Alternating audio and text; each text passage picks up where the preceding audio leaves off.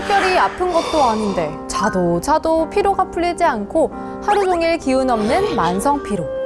물론 운동이나 규칙적인 생활을 하면 피로가 풀릴 수도 있지만 학업에 치이고 일에 치이고 육아에 사회생활에 치이다 보면 계속 해나가기 쉽지 않죠.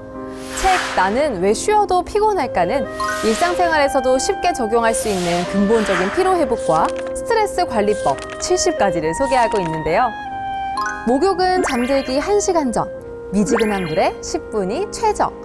폐 아래에 밀집되어 있는 횡격막을 위아래로 움직여서 자율신경을 자극하는 복식호흡은 낮에 피로를 느낄 때도 도움이 되고요.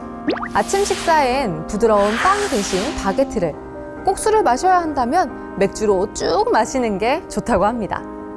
또 피곤할 때 즉효인 입꼬리 올리기와 찌뿌둥한 기분을 씻어주는 등 근육 펴기, 마음에 쏙 드는 립스틱 갖고 다니기와 주말 스마트폰 단식 등 지금 바로 시작할 수 있는 만성 피로 줄이는 방법, 여러분도 실천해보세요.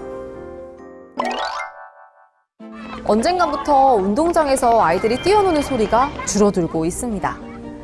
지방뿐 아니라 수도권에서도 폐교가 생겨나고 어린이 놀이터가 어르신 운동장으로 바뀌고 있다는데요. 우리 사회는 왜 이렇게까지 된 것일까요? 끝없이 추락하는 합계 출산율의 원인을 분석하기 위해 각 분야 최고 전문가 7명이 모였습니다. 책 초저출산은 왜 생겼을까? 생물학적 관점부터 심리학, 사회적 관점에 따라 초저출산의 원인을 다각도로 탐구하며 해답을 내놓았는데요. 논의 끝에 저자들이 다다른 결론은 결국 수도권 편중이 문제의 핵심이라는 겁니다.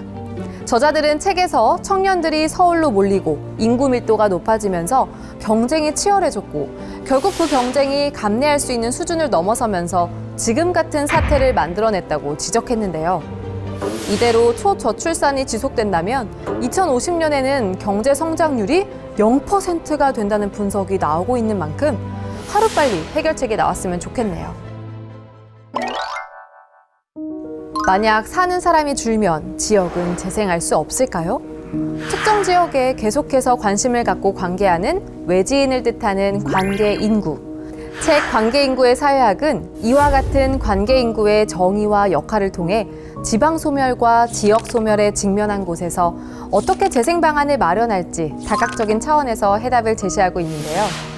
이 책을 서평한 양지의 제주학연구센터 비상임 연구위원은 저자가 관계인구라는 존재가 지역사회와 어떠한 관계를 구축하고 또 이들이 지역 재생의 주체로서 어떤 역할을 할 수 있는지 고민하여 실제 사례를 들어 그 가능성을 제시하고 있다는 말과 함께 인구 감소의 최전선인 지역 현장에서 많은 도전을 할 수 있도록 지원하고 성과를 느긋하게 기다려줄 수 있는 환경이 필요해 보인다고 말했는데요. 인구 감소 시대에서 관계의 양이 아니라 질이 중요하다는 새로운 관점을 제시하는 책, 관계인구의 사회학.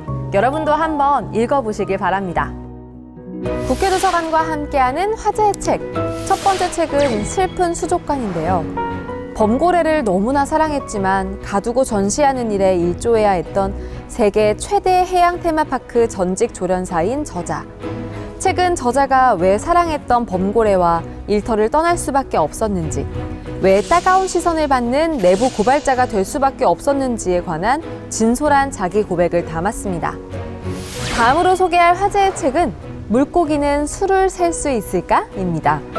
나무와 울타리 기둥에 수를 세는 꿀벌, 그룹의 크기를 가늠할 수 있는 물고기 등 여러 동물이 본능적으로 수학적 능력을 갖고 있는데요. 책은 동물들이 수를 셀 수 있다는 것을 밝힌 수많은 연구 결과를 총망라하며 동물의 수 인지 능력이 생존과 직결된다는 것을 실험으로 직접 보여주고자 했습니다. 마지막으로 소개할 화제의 책은 말씨, 말투, 말매무새인데요.